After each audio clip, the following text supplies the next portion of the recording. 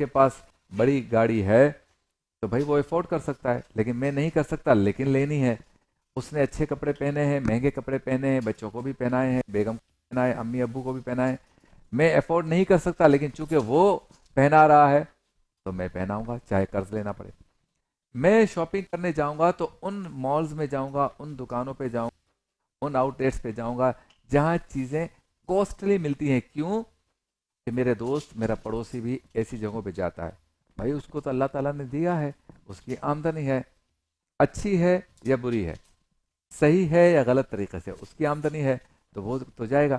آپ کی نہیں ہے، آپ کریڈٹ کارڈ یوز کر رہے ہیں، ادھار لے کے کر رہے ہیں، یہ فضول خرچی آپ کے لیے تباہی کا باعث بنتی ہے.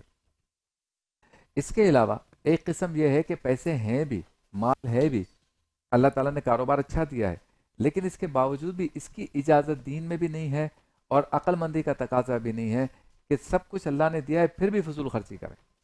یعنی ایسا ہے کہ میرے جیب میں 10,000 روپے ہیں،